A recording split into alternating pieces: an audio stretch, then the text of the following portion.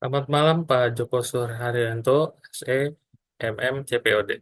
Perkenalkan, saya Muhammad Iqbal Tawakal, saya dari Prodi Manajemen, kelas MJ 103. Izinkan saya share screen ya Pak.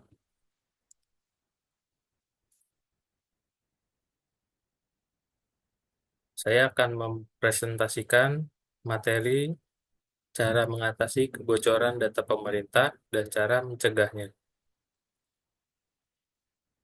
Pengertian data.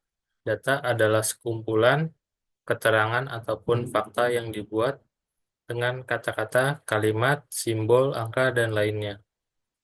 Data di sini didapatkan melalui sebuah proses pencarian dan juga pengamatan yang tepat berdasarkan sumber-sumber tertentu. Adapun pengertian lain dari data yaitu sebagai suatu kumpulan keterangan atau deskripsi dasar yang berasal dari objek ataupun kejadian. Manfaat dan fungsi data. Yang pertama, sebagai suatu acuan kegiatan. Dengan adanya data dapat digunakan sebagai acuan ataupun tolak ukur untuk membuat sebuah kegiatan tertentu. Yang kedua, sebagai dasar perencanaan. Data bisa digunakan sebagai salah satu parameter sekaligus sebagai acuan dalam membuat suatu perencanaan. Yang ketiga, dasar untuk membuat keputusan. Seseorang akan dengan lebih mudah menentukan keputusan berdasarkan data yang bisa dipertanggungjawabkan. Yang keempat, sebagai bahan untuk evaluasi. Data berperan sebagai suatu bahan untuk mengevaluasi dari hasil kerja ataupun kegiatan yang sudah dilakukan oleh sebuah lembaga dan organisasi tertentu. Kebocoran data adalah peristiwa ketika informasi pribadi atau rahasia dikompromikan dan dibagikan secara tidak sah. Data dapat berupa informasi pribadi seperti nama lengkap, alamat, nomor telepon, dan tanggal lahir atau informasi yang lebih sensitif seperti kartu kredit atau informasi keuangan. Bocoran data dapat terjadi pada akun media sosial, email, situs web, atau sistem yang lebih besar seperti database perusahaan.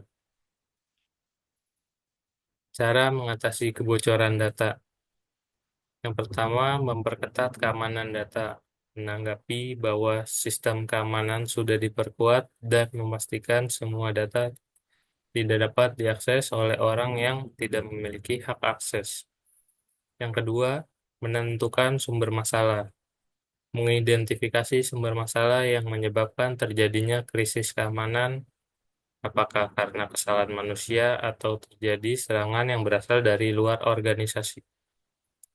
Yang ketiga, menetapkan tim respon keamanan. Tim ini terdiri dari para ahli keamanan data untuk langsung menangani masalah dan memastikan tidak ada kerusakan atau bocoran data lebih lanjut.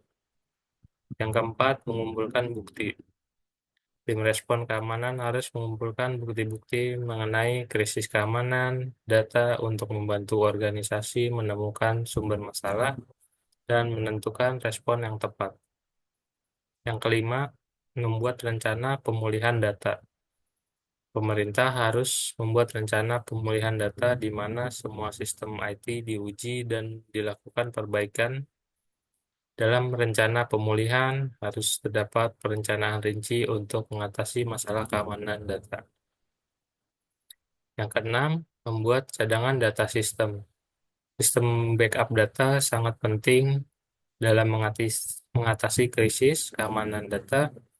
Pemerintah harus membuat cadangan data agar jika terjadi suatu hal yang tidak diinginkan, data tersebut dapat dikembalikan ke kondisi awal. Hal-hal yang dapat dilakukan pemerintah agar kebocoran data tidak kembali terjadi. Membentuk Satgas atau Satuan Gabungan Perlindungan Data. Satgas yang dibentuk harus diisi dengan orang-orang profesional yang kompeten di bidangnya. Merekrut tenaga IT yang kompeten sehingga hacker tidak dengan mudah melakukan aksi pencurian data.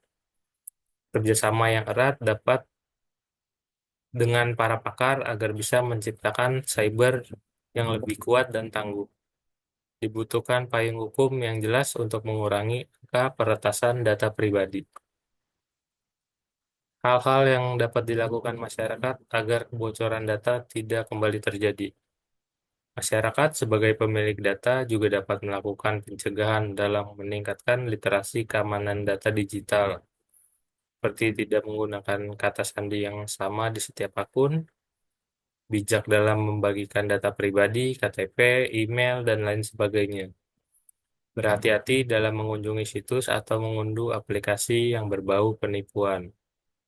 Dan perlu diingat, data pribadi merupakan hak privasi yang harus bisa sama-sama kita jaga dengan baik.